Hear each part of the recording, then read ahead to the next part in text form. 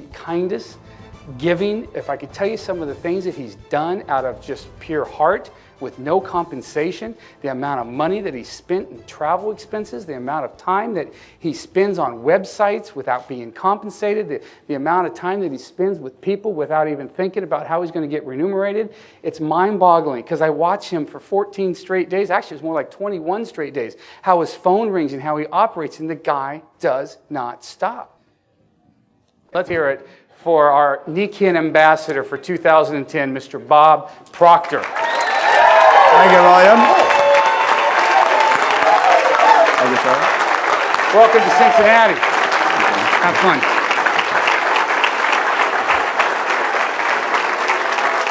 Great.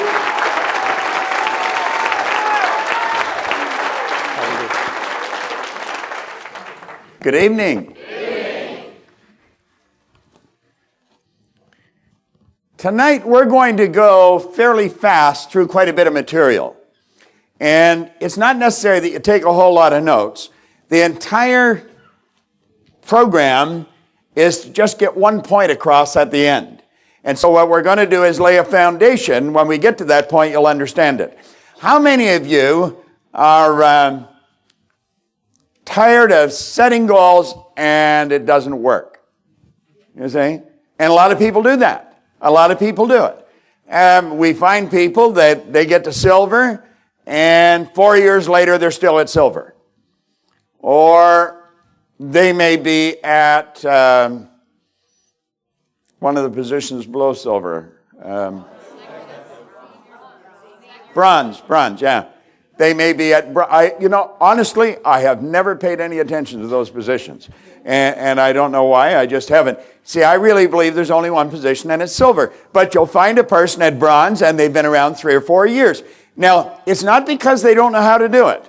They do know how to do it, but there's something stopping them. And I refer to that as the terror barrier. And it's a matter of making decision, but it's more than decision, it's also understanding. And without the understanding, the terror barrier will win all the time. And I really believe that's why there's so many people, good people, work hard, study, and yet they just don't make it. So what we're going to go through are a number of ideas to put this one point across at the end, and then you've got the rest of the weekend. You're going to get some great information as you go through the rest of the Team Diamond event. Now, let that little dot right in the center of the screen represent your level of awareness. We'll let that's going to graphically represent your level of awareness. And then let everything you have in your life, everything that you have, your relationships, the income you're earning, the health that you enjoy or don't enjoy, all the results in your life are an expression of your level of awareness. You got the idea? The dot represents your level of awareness. Now, this would be the same for everybody. It would just be different. It would be, but relatively the same thing. Now, imagine how your life would change if we expanded it just that much. I have watched people's lives change like night and day. I have worked at this now for, since 1968. I've studied it since 1960-61. I've worked in prisons, in maximum security prisons. I have seen the Canadian Parole Board tear up people's parole, give them back a passport so they could go to England when I was opening an office there. I could tell you a dozen stories of people who have come out of the prisons. I have watched kids go from a C and D average to an A and B average, and I've watched many, many people earn millions of dollars. And it's not difficult, but if you don't understand this terror barrier concept, odds are pretty good you're going to stay stuck. And I think that's too bad. Now, all the studying, all the reading, what it's done, it's expanded your level of awareness. Now, this weekend, your awareness is going to expand again. And just imagine how your life would change if your awareness expanded. Now, think of this. People are not earning $50,000 a year because they want to earn $50,000 a year. They're earning $50,000 a year because they're not aware of how to earn $150,000 a year. You say, well, there's more to it than that. No, there's not. Awareness is the only thing we ever have to get. Like, we've always been able to fly airplanes. We just weren't aware of how to fly airplanes. But everything we needed to fly airplanes was always here because nothing's created or destroyed.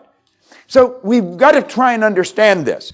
If a person's suffering from headaches, it's because they're not aware of how to eliminate the headache. It's their head. They made it ache. They can make it stop. You're not a head, you have a head. And if your head's aching, you have made it ache. And so what we want to do is to become aware of how to change some of these things. And as we become aware, our life changes. Now, if we just expanded it a little more, think of how our life would change. You see, that's what happens to people in Nikken. That's really what happens to them. When William and I were doing the meetings over in Europe, it was kind of neat. By the way, Wolfgang Sonnenberg is really a nice guy. He's a very classy guy. He's one of the nicest people I have ever met. I thoroughly enjoyed working with him, and you get the opportunity to visit with him, you should. But here we had him on at the beginning of the program, the guy that's been given the $1 million bonus check. And then at the end of the program, where we're talking about people turning their annual income to a monthly income, we had Angelica up there, who had been his secretary when he was a lawyer. And she earns as much now every month as she did every year as a secretary. So we had the examples right there in front of everyone, and it was kind of neat. Now, how did she take her annual income from what it was to what it is? It's kind of nice, you know, every month to get a check for what you used to work all year for. Well, it's expanding your awareness. Now, if we continue to expand the awareness, our whole world begins to change again. So if we can lock into the idea, this is really what we're after.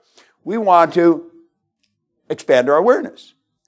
Now, you see, the ultimate aim of all human beings, the promise of all religions that have maintained their balance over any period of time, has been on the emotional appeal of a future promise that you will one day become one with your God. You will one day sit on the right hand of. Now, I don't care whether you're Christian, Jew, Hindu, it really doesn't make any difference. That is the emotional appeal of a future promise that has enabled religions to maintain their balance over any period of time. You would become aware of your oneness with that which is. And the more we become aware of it, the more it's reflected in our life. It's all in awareness, and that's what we're seeking is awareness. Now, as we expand our awareness, you're going to find your income will go up, your PIN level go up, you won't work as hard, you'll earn more, you'll do less, and have more fun. And you're going to find that time and money freedom is going to be the reward, because that is really what this company offers. In my opinion, in 38, 40 years of working around corporations, this is the best opportunity that I have ever come across. Now, I've said that many times, and I just keep repeating it, because it is. I don't know of any better. Now, if we expand it again, imagine where our life would go. It just keeps getting better and better and better. So when we talk about be aware, let's be aware of why we're stuck. Let's be aware of what it's going to take to get to the next level. So what I want to do is we're going to run through a whole bunch of ideas. And since we don't have a lot of time, we're going to go fairly fast. And we will then get to the idea at the end of the night where you'll see. And it's a fairly simple concept, but we'll lay a foundation for it. Before we start, I think, I don't know if they're around or not, but William and I just walked in here today. I was working in Detroit yesterday for a company and drove down here this morning. Changed quickly, come down, and everything was laid out. All I had to do is plug the computer in and put a battery in the little mouse here, and away we go.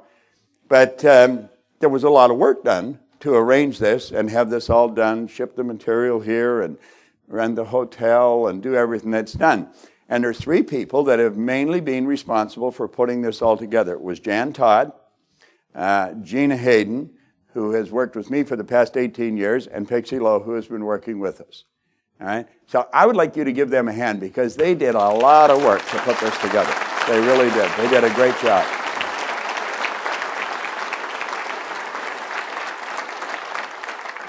Now, there's the deal.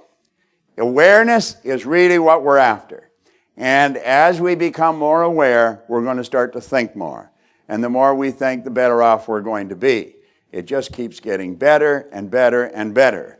So you'll find that Nikken is a phenomenal opportunity. We want to really be aware of what a phenomenal opportunity this is. I hear of people leaving Nikken. I had one person who was a diamond distributor that left, and they said that they had to because their people wasn't earning any money. And you see, I thought it was that person's responsibility to show the people how to earn the money, because that's how you earn your money. But that person didn't understand that. I heard of somebody else leaving today, and not here in America, but somewhere else, and I thought it's rather sad. Do you know what their problem is? Ignorance. It's a lack of awareness. They're going somewhere else where the opportunity isn't anywhere near the same, but they're going to do the same thing there as they did here because they're taking their head with them. Do you see? I did this for a while. I mean, I moved all over. I was running around Brazil when I was 17, and I used to think if I could just get there, things would get better. Well, they actually got worse because I was going in the wrong direction, picking up speed, and moving to a different place didn't do me any good. So we've got a great opportunity here, and we really want to take advantage of it. Now, if we're not aware, we miss the opportunity. All right? Now, you're aware that you can go to the top in Nikken, and you can take your team with you. You might not know how. Now, think of that. You can go to the top, and you're aware of that. You can go to the top of this company, and you can take your entire team with you. You might not know how. Now, here's the beautiful truth. You don't have to know how. You only have to know that you will. No one knows how to get to the top. Do you know, we were doing a meeting for Oddman Berger in, I don't know, wherever we were, in Hamburg, was it? And he asked William and I if we would talk to his team before we did the meeting. So we said, sure. So we were there, and we held the meeting in this like reception, and at the end of the meeting, we opened it up for questions. And there was a few people asking questions, and then it sort of got quiet, and I said, I'd like to ask a question. And Wolfgang was standing there, and I said, when did you decide you were going to be a royal ambassador? He said, the day they announced it. And I said, what level were you at then? He said, I was a diamond, not a very strong one. And he said, I made up my mind that I would do that. And he said, I thought about it, and I thought it would kind of be nice to get the $1 million check at a conference. And he thought they'd run the conference in about 2.5 years in May. So he set the goal in May. Now, they held the conference in April, but he got the check in May, 2.5 years later. Now, he said the first year, he did about 30 million. You have to do 100 million over the 2 years. So that meant he did the 70 million the second year. You see? But here's the point. He did not know how that was going to happen. You don't have to know how it was going to happen. I've had the pleasure of working with Ed Hillary on 3 different occasions. And I can tell you from personal experience in talking to him, he did not know how to get to the top of the mountain until after he got to the top of the mountain. The Wright brothers did not know how to get the plane off the ground until they got it off the ground. They were as probably as surprised as anybody when it got off the ground. You see? No, but that's the way it is. You know what I'm saying? Earl Nightingale used to do a little skit on Edison. He says, can't you just see it now? He'd be holding the light bulb would go on, and he'd go, hello, hello? You know, he didn't really know what he had. You see? Now, this quote by Hoffer, you've probably heard me say before. I think it's a classic. As William's already told you, I've been around the planet for a little while now. And I've had the pleasure of working with some really remarkable people, some extraordinary people, and Eric Hoffer was one of them. Back in 1970, he received the Human Resource Award. I was on the program with him, and he said what's on the screen here, and I never forgot it. He says, in times of change, the learners will inherit the earth. Now, I took that to be metaphorical for that we will be happy, healthy, and prosperous. The learners will inherit the earth. Well, he said the learned will find themselves beautifully equipped to deal with a world that no longer exists. Do you see, there's some people think they already know it all. But this is the way we're programmed. We were programmed to buy that idea. We got the wrong idea about education. There's no finish line to education. Education comes from the Latin educo, meaning to educe, to develop, or to draw it from within.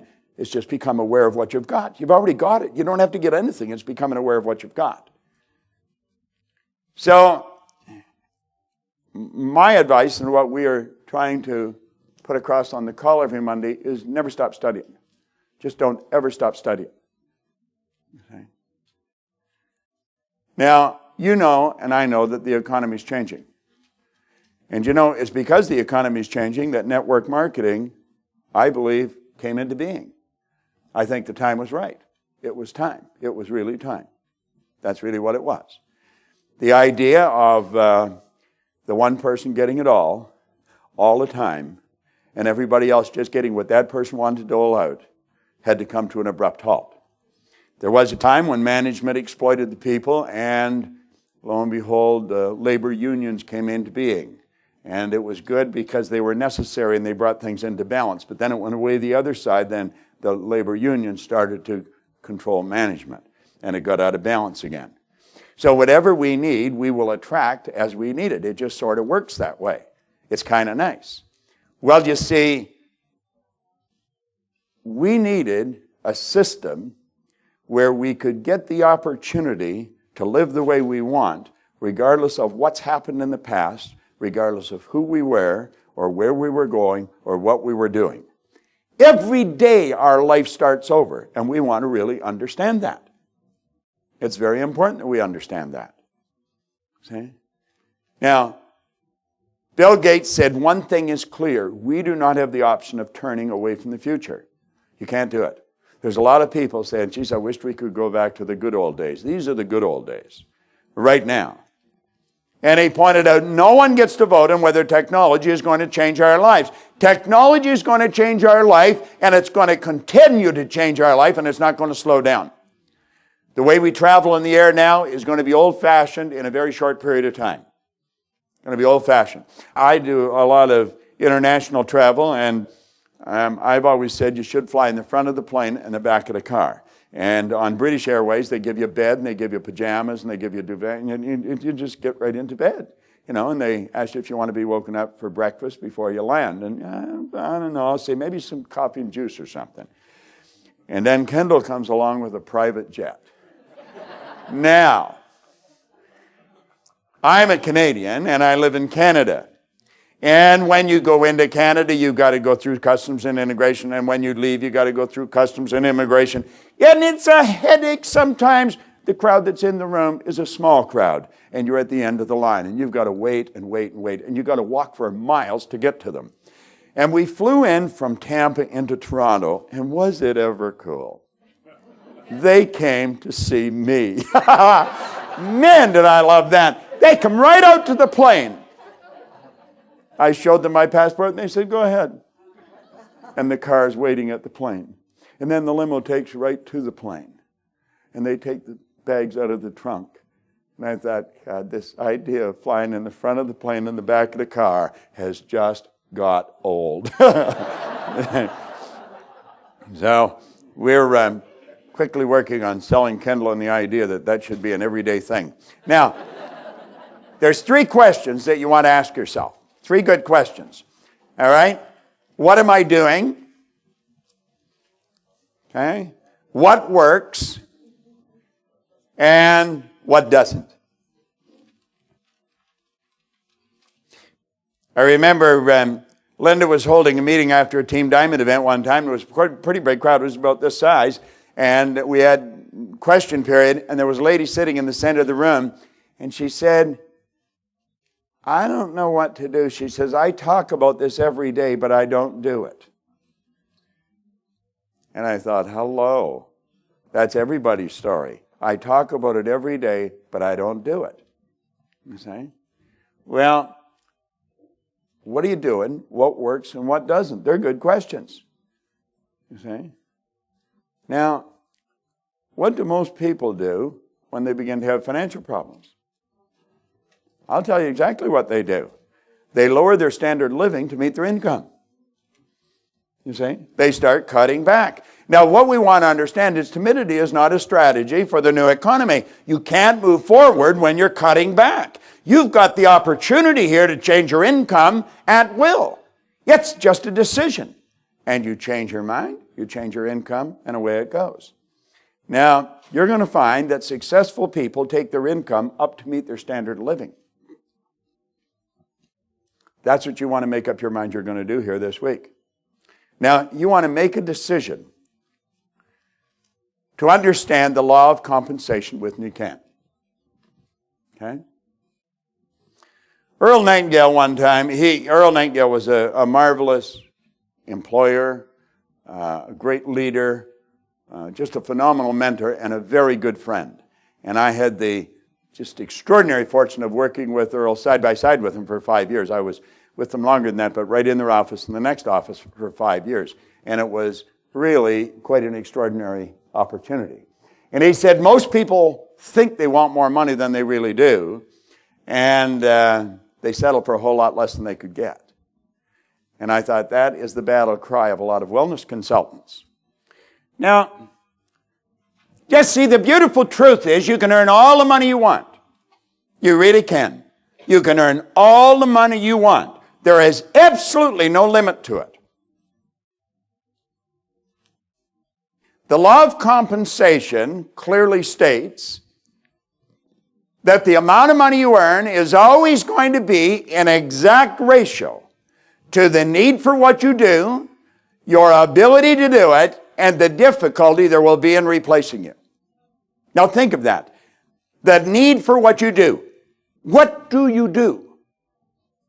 What you really do is show people a system, an opportunity that will enable them to live the life God meant them to live. Do you know what way that is? The way you want. You have free will. You have the ability to choose. J. Martin Coe wrote a book called Your Greatest Power, and your greatest power is your ability to choose. Is there a need for that? There is a screaming need for that all over the world. We found that in Helsinki, in Hamburg, in Munich, in Zurich, everywhere we went, all across the United States, everywhere, all kinds of different cultures, but everywhere people were looking for this. We have products in this company that you can't buy anywhere else. You can't get them anywhere else. They're medical breakthroughs that by axial rotation will be looked at by future generations the way we looked at Edison's light bulb. It will change the entire health industry. And we have people walking around with it that don't even know what it is. It doesn't make sense. It really doesn't make sense. You see, if you look at the second one, your ability to do it, I always suggest that that's the one you focus on. The third one was the difficulty there will be in replacing you. Now, ask yourself this.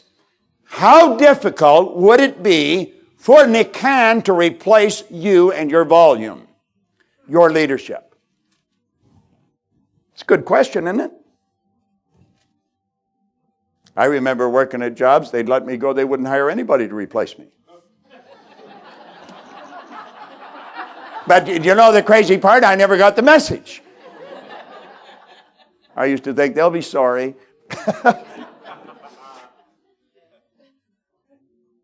If we really dedicate ourselves to improving our ability to communicate this idea, you're going to be very difficult to replace. You saw Reed Nelson up here tonight. Saw William.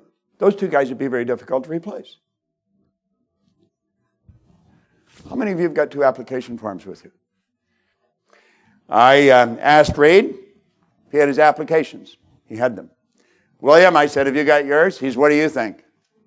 I said, I don't know. Let me see. See, I thought maybe he was bluffing. He pulled them out. Now, look at the bottom here. How about mastering our presentation?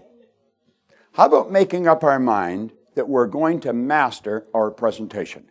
We're going to become a crack shot. You see, logic would dictate, if this is as good as we say it is, if it will do what we say it'll do, if a person can earn hundreds of thousands of dollars a month without working hard, the higher they go, the more they earn, the less responsibility they take on, and the less work they have to do.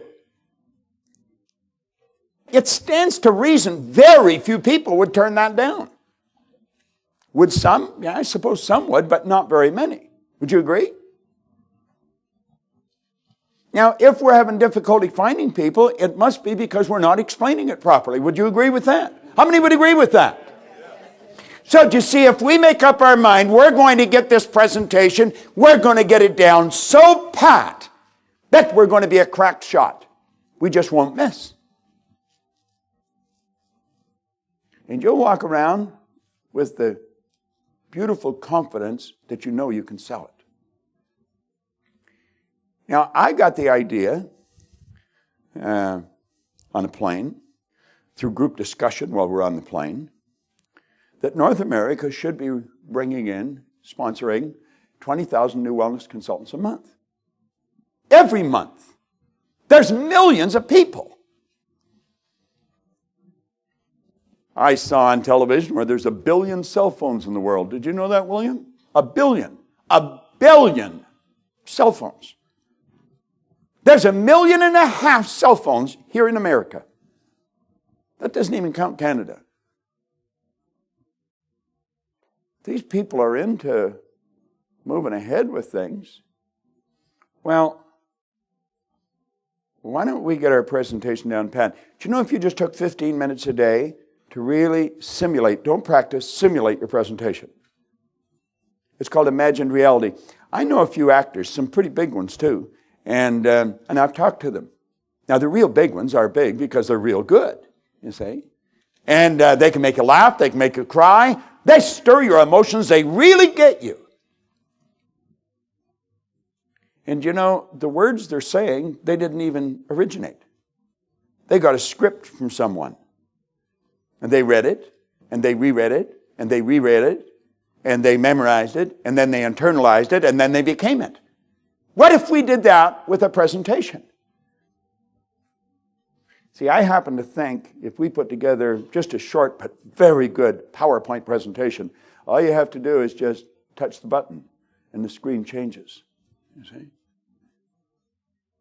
I think it's like, see, Bill Gates invented the PowerPoint. It was a storyboard. That's how it started. It was a storyboard for him, just a story, and it would take you through it. Well, and 10,000 Healthy Millionaires, we're going to put one together. And you'll be able to get a CD, just stick it in your computer, and away it goes. Now, you see, Nikken is where you can earn the amount of money you need to provide the things you want to live the way you choose. That's a pretty beautiful concept. That's what you can do here, and that's what you can sell. It's a beautiful idea. You can have time, you can have fun, you have money, you have travel, you have family. You can build a business. You see, it's all about freedom. That's really what it's about. It's about freedom. This is so good that if you weren't real good at presenting it, people wouldn't believe you. They would think you're exaggerating. You see, everyone wants freedom. Everyone wants freedom. They really do. They want time and money freedom. And I always say you'll be amazed how much free time you have when you never have to think about money. It's just amazing how your life changes. Now, William talked about the zone. We're going to be starting calls on Lead the Field, and we're going to teach you how to get in zone. Because getting in zone is a mental thing. You watch some of these sports, these athletes. You watch some of them that they'll jump up, they're going just like a mile a minute, and there's some great big guy just about to hit them, and they go up and they pull the ball down with one hand. You know, everything's in slow motion in their mind. They say they're in zone. You watch them turn and whoosh, the ball's gone, it doesn't even touch the hoop. Right in the basket. Gretzky used to say, he would go to where the puck's going to be. You see, that's in zone. Well, we can get like that with this business. You can just attract people into your life. You can sit down and you can cause them to want what you've got because what you've got is that good. You see? Nikken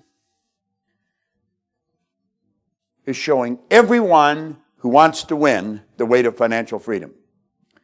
Without question, this is a unique business opportunity where dreams can come true. It is really an extraordinary opportunity. And I believe if we don't learn how to break through the terror barrier, we're going to be in the same position many of us are next year as we are right now. Because some of you are in the same position right now as you were a year ago. Most people, if they're having financial problems today, they did last year. If they're having problems with relationships today, they did last year. Why? Well, we keep repeating because there's something inside that causes us to do what we do. And until we change that, we're not going to win. We've got to break through that terror barrier. Now, you and I have infinite potential. We have infinite potential. There is no end to what we are capable of doing. No one can even guess at what you and I are capable of doing. No one. We've just got phenomenal power, and that is because we are spiritual beings. I was telling somebody yesterday, if they have a program and that spirit isn't a part of, the program's not complete. And there's many programs around, personal growth programs are good programs, they're incomplete. Because if spirit isn't involved in the program, then you're not dealing with primary causes. You're not dealing with original cause. And then you're dealing with secondary causes. That's where they got into behavioral sciences. They were dealing with behavior. Behavior is an expression. You see? We have to ask what causes the behavior. And if we don't understand this, then we're going to be in a little bit of trouble. You hear people say they're having a spiritual experience. That's a lot of jazz. We are having a physical experience. We are spiritual beings. And you know something? In truth, you're perfect. Perfection is within every one of us. The essence of you is perfect. Perfect. And what we want to do is become aware of how to let some of that perfection express itself with and through us. In all we do. We have been gifted with an intellect. Most people are not even aware of their intellectual factors. And it's how we use those intellectual factors that's going to dictate our emotional state. Now, think of this for a moment. Spirit is omnipresent. It's 100% evenly present in all places at the same time. Okay? And this is important that we understand this. I talked in the law of vibration and other lessons that we give out with the laws in it, that everything operates by law. The law is the uniform and orderly method of the omnipotent God. It's like Einstein said, God did not roll dice with the universe. Okay? Everything in the universe operates by law. Well, one of the laws is the law of vibration. The law of vibration decrees everything moves, nothing rests. We actually live in an ocean of motion. That wall is moving. Now, it appears to be still. It's only still relative to something else. It is moving. If you looked at it through a proper microscope, you'd see it moving. A body in a coffin is moving. We say it's dead. There's no such thing as dead. If nothing's created or destroyed, that just postulates one theory, the theory of life. You have left the body. The soul has left the body, but the body is not dead. The body is moving, and if you look at it through a proper microscope, you'd see it moving so fast in front of your eyes that it appears to be still. Yet if it wasn't moving, how would it ever change to dust? Now, this should keep you thinking for about 20 years. But one of the laws is the law of vibration. And the law of vibration is more commonly referred to as frequencies. Pat Barry knows something about frequencies. He's broadcasting all the time on different frequencies. Like there's music in this room right now. You don't hear it, but it's in this room. You don't hear it because your hearing sense does not operate on the frequency that the music is being broadcast on. But if you brought in a little transistor radio and turned it on, it would pick it up on that frequency, send it out on another frequency that your ears are to, and you would hear it. There's pictures in this room. You don't see them, but they're in this. You've got pornographic pictures in this room. You've got soap operas in this room. You've got Law and Order going on in here. All the different movies are going on in this room. But you don't see them because they're not on the frequency that your eyes operate on. But if you brought in a little transistorized television set, you would pick up the picture. Now, did you invite the picture into the room, or did you tune into something that was already here? Do you know the good you want is already here? You got to get tuned into it. It's not on the same frequency that you're operating on. Yet until you get on the frequency that your good's on, you're never going to see it. This is really important. Now, think of this for a moment. The higher side of your personality is spirit, and the lower side, of course, is the physical. And then sitting in between the two, you have your intellect. Now, these are not separate parts of your personality because all the parts are all hooked together. Each frequency is hooked up to the one above and the one below. There's no line of demarcation where one thing stops and the other starts. If you just go by your eyes will deceive you. Be not deceived. God is not mocked. Whatever you sow, you reap. You want to smarten up. You want to wake up. You want to see what's going on. I'm not talking about a religious trip. I'm talking about a healthy, conscious awareness of who and what you are and what you're working with. If you don't understand what you're working with, the odds of using it effectively are rather slim. But here we're dealing with something that's pretty powerful. So let's take a look. You've got the spiritual side of your personality, you've got the intellectual side of your personality, and you've got the physical side of your personality. Now, the intellectual side of your personality goes to work and it taps into the higher side and it pulls thoughts together and it builds ideas. Well, those ideas then must, by law, begin to move into form. That's called the perpetual transmutation of energy. In religion, that's called prayer. Prayer is movement that takes place between spirit and form with and through us. If we can really grasp who we are and what we're working with, we can make marvelous things happen.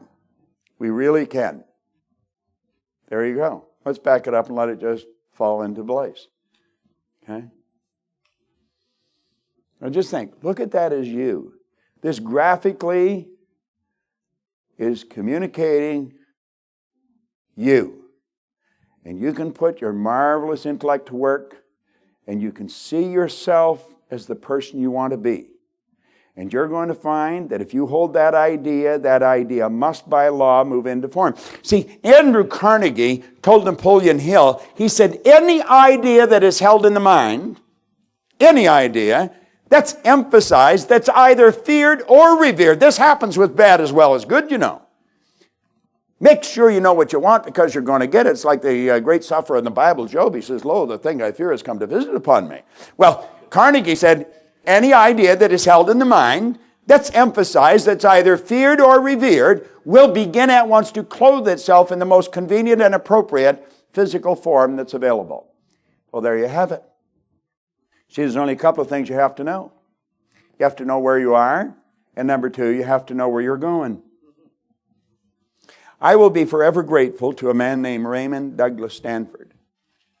Because a lot of people talked to me about where I was going, trying to get me to set goals. And I didn't understand what they were talking about, and it never really worked.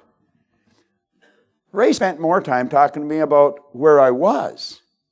Most people don't know where they're at. They're not honest with themselves. If you're not honest where you're at, you can't win. I was unhappy, I was sick, and I was broke. And I had always been that way. I had no formal education, I had no business experience, and I was totally convinced that I was never going to win. He said, that doesn't make any difference. He said, your results are neither good nor bad. Everything just is. It just is. You're going to make it good or bad. So you have to ask yourself, do I want these results? And I said, well, no. And he said, then go ahead and change them. Just forget it, though. But you know where you're at. And he said, you got to take responsibility for your results. I was blaming her, him, it, them, everything. But until you take responsibility for your results, until you know exactly where I am stuck at silver, I am not doing what I should be doing, and I've got to know why I'm not doing it. This doesn't make sense. I'm an intelligent being. I am the highest form of creation on the planet, and I'm sick of living this way, and I'm going to change it. Now, when you get real honest and you see that's where you're at, see, that's what William did. That's what he did. He came to me and he said, he says, I'm stuck. He said, would you help me? I see. And I said, okay. And I really liked him for what he said next. He said, can my people listen in? And I said, okay. He said, can anybody? And I said, okay. In the Science of Getting Rich, in chapter 14, where it's leaving everybody with the impression of increase, it's ended with a quote from a man named Golden Rule Jones. I believe he was the mayor of Kansas City at one time. He says, what I want for me, I want for everybody. And that was essentially what William was saying. You see? William was saying, I was very generous. I would have to get up very early to beat him. He was telling me he was going to Amsterdam. And I said, make sure you go to the museum and look at Night Watch. How many have seen Night Watch? Isn't that something else? I mean, that is, if you've never been there, it's as long as that wall. It's a perfect painting. It's one of Rembrandt's masterpieces. You can stand, and I'm not an art critic or, I don't know much, but I could stand and stare at that thing for hours. It has a hypnotic effect on you. Absolutely beautiful. And I told him 2 or 3 times, make sure you go and see it. You got to go and see it. So I was talking to him on the phone. I said, did you see it? And he said, yeah. Well, he was in Toronto for, what was he in Toronto for? Was it the tour? I guess it was. At any rate, he said, I got something in the hotel for you. I got a birthday present for you. Did you know what he had? He had a replica of Night Watch. Beautifully framed. I mean, the frame itself is just incredible. And I didn't even know what to say. It's absolutely incredible, So I want to publicly thank you. I mean, because that was, So he knew I really liked it. And that's not something you go and buy for yourself, Night Watch. I mean, I never even knew you could get it, I mean, I used to go to Amsterdam just to look at it, And now I can sit right in the room that I sit in and look at the handsomest man in Nikken, Mr. Schwab. I can sit in that room and I can look at it. Next time we tune in, I'll turn it on the wall and you can see it, right? Happy birthday. You're just a kid. All right. Dr. J.B. Rhine said that the mind is the greatest power in all of creation. I periodically have people come up and tell me, no, God is. And I said, wait a minute, read it and think.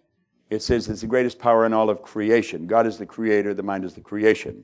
It's the greatest power in all of creation. And we've all got this marvelous mind, you see. What do we want? We want to understand. I think we want to understand who we are, how we work. And then we want to take control over ourselves. So we talk about awareness. Now I want you to think about this. There are millions of levels of awareness. If you let where that little person is, that little stick person, represent you, then your results would be relative. Now, keep in mind, there's a million lines of levels of vibration below that as there's a million above it. This just communicates the idea. And as we move up, everything in our life changes. I think William and Reed were talking about it, but I got a call from Reed one day, and he sounded like he had just fallen in love or something. I mean, he was giddy. He was laughing. He was excited. And he had just become aware that he was never going to become a royal ambassador operating with the mindset that he had. And he and Yvonne had a talk, and you know something? Something happened inside. It was an awareness. And now he not only knows he is, he knows when he's going to be. You see, he just raised his level of awareness and his whole world changed. Now, your results, the results that you're getting, are nothing but an expression of your own level of awareness. You've got to become aware of why you have difficulty getting to the level you want to get to. You've got to become aware of why you're stuck. Now, you only improve your results to increase your level of awareness. The only way to improve your results is by increasing your level of awareness. There is no other way. Now, effective goals inspire you to move to increasingly higher levels of awareness. See, you don't set goals to get things. I mean, what are you going to do when you got more things than you know what to do with? Some people, that's why they do it. To get things. And they got all these things, and they're unhappy. And they're sick. And they know they're on the wrong track, but they don't know how. That's not why you set goals. You don't set goals to get things. Now, do you get things when you set goals? Yeah. Is it fun to get things? Sure. Can you use them? Can you enjoy them? Yeah, but that's not the purpose of the goal. The purpose of the goal is you go after something you want to get you to stretch, to get you to raise your level of awareness, and when you do that, your whole world changes. It's not just the goal. Everything changes. Material wealth, happiness, peace of mind. You see? are all results of a higher level of awareness. Now, there's a basic law of life says everything is going to create or disintegrate. Your business is either going to grow or it's going to die. It's one or the other. It's not going to stay where it is. So it's create or disintegrate. You got to ask yourself, which way do you want your business to go? Because it's your choice. And you can get it to go whatever way you want. It's create or disintegrate. Now, there's something inside of you that wants you to grow. And that is the essence of you. That's the spiritual side of your personality, because spirit is always for expansion and fuller expression. Spirit is never for disintegration. When things are going the wrong way, any problems are the result of our thinking or our collective thinking. But never spirit. Never. Spirit always operates perfect, gives you exactly what you ask for, and you ask in thought. You become what you think about. That's what all the great leaders have agreed upon. So there's something inside of you that causes you to want to go higher. If you're a runner, you want to run faster. If you're rowing a boat, you want to grow it faster. If you're a jumper, you want to jump higher. If you're earning money, you want to earn more. If you're selling, you want to sell more. If you play golf, you want to cut a stroke off. There's something inside us that wants to grow. We will always be dissatisfied. Now, my grandmother pretty well raised me, and she was just an angel of God. She was a beautiful lady, but she was wrong. She said, you should be satisfied. Grandma was wrong. You should never be satisfied. You should be happy with what you've got, but dissatisfied. It's dissatisfaction that's given us the world that we've got. It's dissatisfaction that enables us to grow. It's dissatisfaction that causes us to live. We're not here just to put in time. Now, well, there's something in it that wants you to grow. There's something in you that doesn't want you to grow. It wants to hold you back. And that's the old paradigm. That's the old conditioning. We're conditioned genetically. We're conditioned environmentally. You could say that's the battle of Armageddon between the good and the bad. Now, you have to ask, how do you win? Goals decide which side wins. That's why it's so vitally important you have the right goal. And it's very important that you're going after what you want. And you know that only about 1 person in 100 is going after what they want? Now, this may sound strange. Most people are not going after what they want. They're going after what they know they can get. They're going after what they think they can get. But they're not going after what they want. And I'm going to go through that and I'm going to show you. And that's going to tie in with this terror barrier. And I think you're going to say, oh, now I see. Just awareness. Now, at each new level of awareness, your conditions, your circumstance, and environment change. You have to adapt to the change before you can see the next step. See, we don't know how to get to where we're going. We can see ourselves there, but we don't know how to get there. We only see 1 step at a time. You don't have to know how to get to silver. You don't have to know. You only have to know that you're going to do it. And you've got to do the thing that you see in your mind. I've got to do this. You take that step. And when you take that step, your conditions, circumstance, and environment change. You adapt to the change, and then you see the next step. And that's how you get there, a step at a time. It's always been that way. It's never been any other way. Anyone that's ever accomplished anything never knew how to get to where they were going until after they got there. So you see, the whole trick is to continually raise our level of conscious awareness. It's a beautiful concept. Now, you and I think in pictures. We think in pictures. You see? You don't see B-O-A-T or G-E-A-R or F-E-A-T-H. You don't see that. You see pictures. You don't think words. You think pictures. Think of your home. You don't see H-O-M-E. Think of it. Think of your children. You don't see C-H-I-L. You see the child. You see the physical person. You see the personality that they express. You see? Think of your automobile. You see? You got a picture of it. What's yours look like? Tan 4-door. Gold Camry. Think of your refrigerator. Covered with pictures? What color is it? White. But you can see it in there, can't you? 2 doors, top and bottom. Do they open from the right to left or left to the right? Now, you just mentally went to your kitchen, didn't you? You did. You sat right there and you went into your kitchen. See how your mind works? Now think of your mind. What's it look like? Never saw it. Do you know that that's a problem? You know what Solomon said? Where there's no picture, the people will perish. Because picture brings order to your mind, and if there's no picture, there's confusion. And if there's confusion inside, there's confusion outside. Now, we don't like to be confused. You know what we do when we're confused? We turn our television on. We get lost in somebody else's world because we don't like that. Now, when you think of yourself, how do you get a picture of that? You're a triune being. You live simultaneously on 3 levels of understanding. You're a spiritual being, you have an intellect, and you live in a physical body. There's your triune being. What picture do you get? You don't get one. Well, there was a good doctor back in 1934. And he said, we got a problem. He said, all we're doing is treating the physical. He was very much into the healing arts.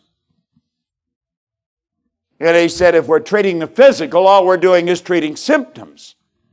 Yet he said, we got to treat the whole person. This is holistic health. That's what holistic health means. It means treat the whole person. So I said, here's a picture for you. I refer to this as my magical graphic. Here's the mind. You see? Now that picture was first explained to me by Dr. Harry Roeder. And if Dr. Harry Roeder had not been in a Nikken book, I probably wouldn't be here, and Linda probably wouldn't be here, and a number of others, Santo, you probably wouldn't be here. Because Botanis was trying to sell me on this idea, and he wasn't getting my attention. But he was flipping through a book, and I saw a picture of Dr. Harry Roeder. Now, Harry Roeder taught me what I know about the mind. If you go on our website, you go to my Proctor website, you will see a quote there by Dr. John Mike from Florida. He's a specialist child psychiatrist. He said, I taught him more about the mind in 1 year than he'd learned in 4 years of medical school and 5 years of psychiatric training. I always found that rather amusing because what I taught him was just simply what Dr. Roeder taught me. Linda had put together a big album of pictures for my birthday. It was just beautiful. She did a wonderful job with it, and it's all in sections and everything. And there was one, here's pictures with when I was with the Nightingale Conant Corporation. Here's a picture of Earl Nightingale, Lloyd Conant, myself, and Dr. Harry Roeder, the 4 of us. I've got to send that to Harry because I know he would like to have it. But Harry taught me this. And you know, when he taught me this, my whole world changed. I had been studying this material for 9 years, and I knew I didn't understand it properly because I found it very confusing. I was winning. I had earned over $1 million in a year, but I did not understand what I was doing, and so I couldn't share it with anybody else. I had this non-transferable good thing, you see? And when Harry showed me this, everything started to fall into place. Order came into my mind. My whole world changed, and it changed like night and day. Now he said, let that represent your conscious mind, and let that represent your subconscious mind. Now this is a very important piece of information. He said, that's your thinking mind, and he said, that's your emotional mind.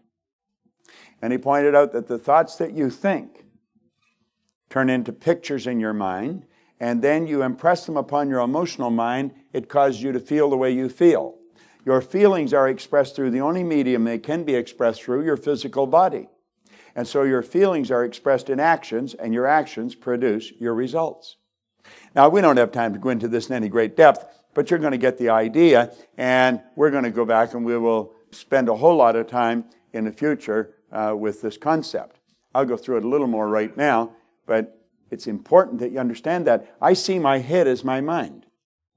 Now, I know it's not that way. I know my mind is in my kneecap. It's in my elbow. It's in my shoulder. It's in my toe. My hair. Mind is movement. Mind's not a thing. Mind is movement, and the body is the manifestation of that movement. So if there's a problem in your body, you know that the problem originates in the mind, because the body is just an instrument of the mind. The body just expresses what's going on in the mind.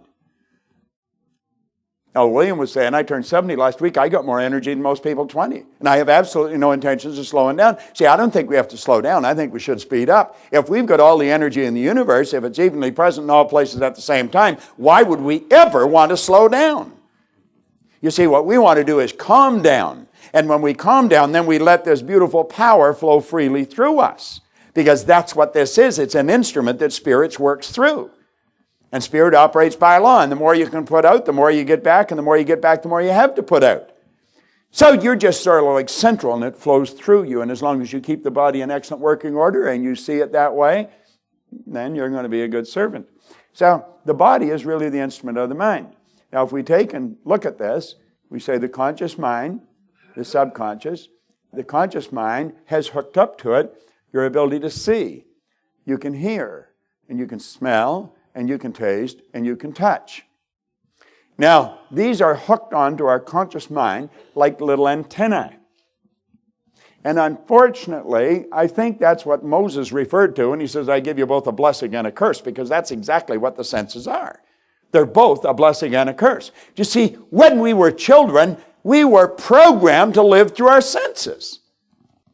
So we go and look at our sales sheet, and our sales sheet tells us where we're at. Our sales sheet doesn't tell us where we're at. Our sales sheet tells us what we were doing in the past. And if we want to win, we've got to change something inside. And we don't want to look outside for it. But we have been programmed to live through our senses.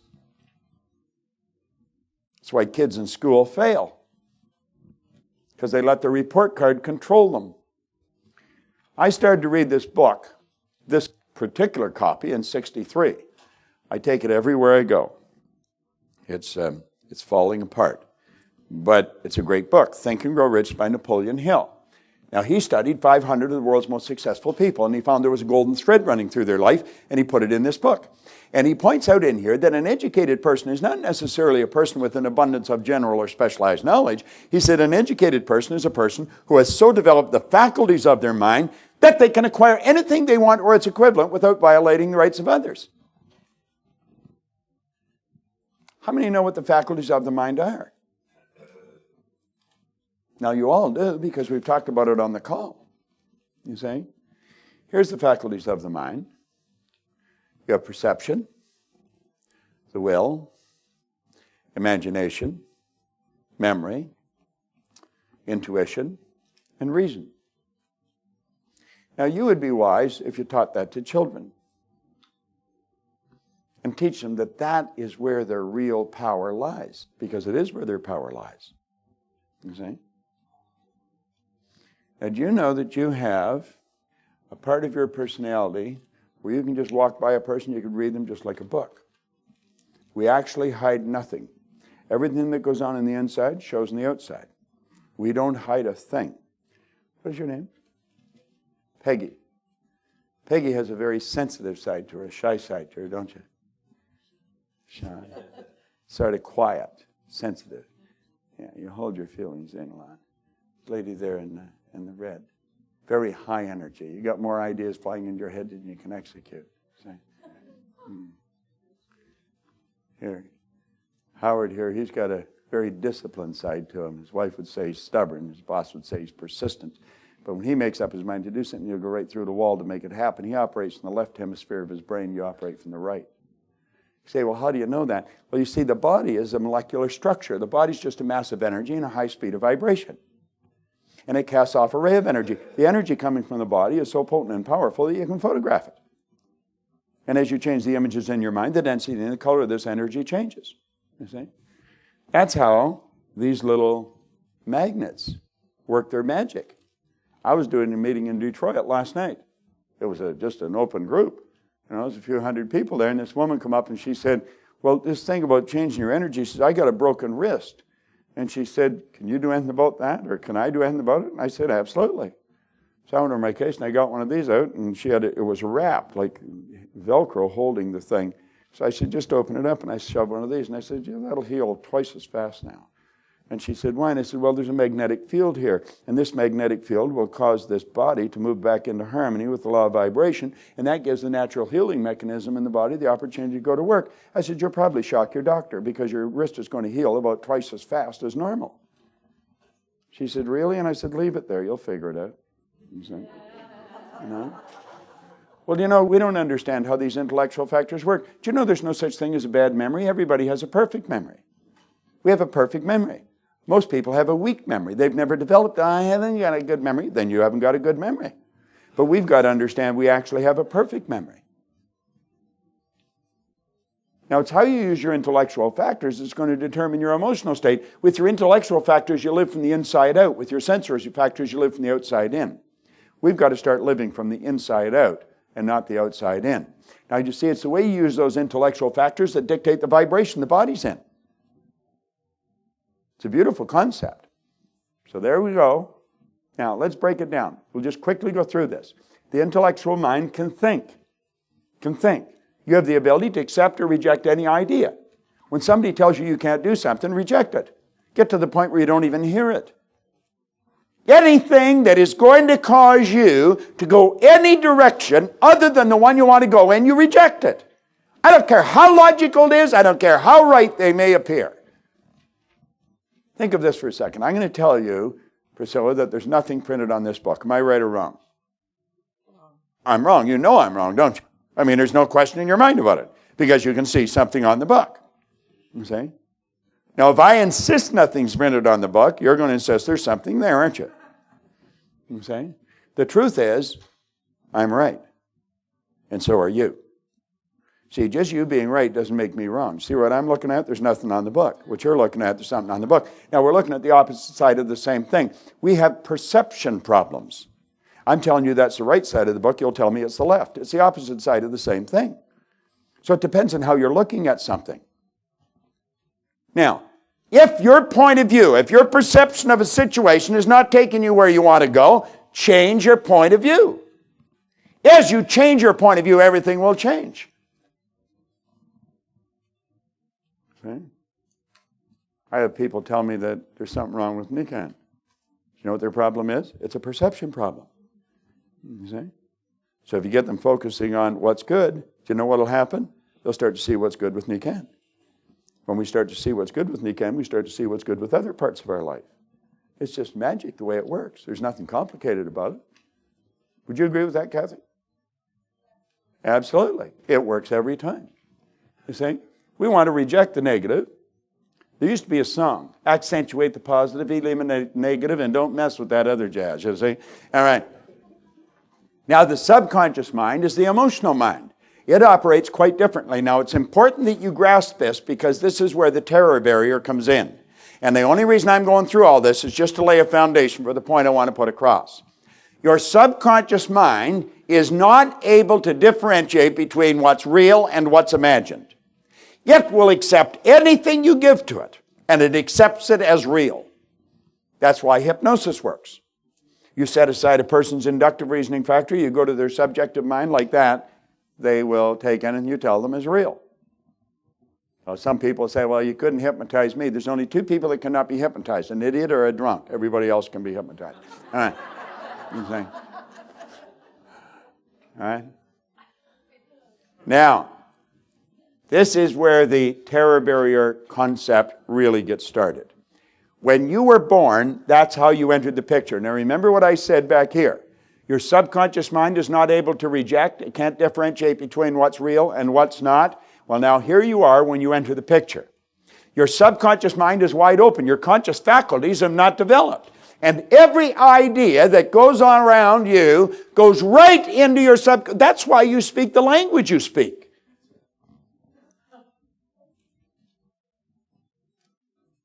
I want you to turn around and tell me what color that woman is.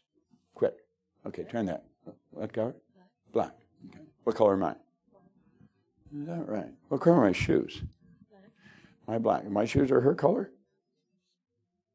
She's not black, is she? No, she's not. And I'm not white. What color is my shirt? Do you know if you ever saw a white person, you'd probably run? No, this is, but why do we say she's right? Why do we say she's black, and why do we say I'm white? Do you know why? You were programmed to say that. That's what you were programmed to see. This is real. This is real. Then we were programmed to say, yes, she's different than me. Why? Well, because she's different color. Well, she has a different body parts than I have. I'm going to tell you something. Toss the both of us into a fire and we will both reduce to exactly the same level. When you get past the surface, we're all the same. And you know what we're doing? We're living through our senses, and we're living through this programming, and this programming is a bunch of jazz. The truth is rarely in the appearance of things, and we've got to start to understand that.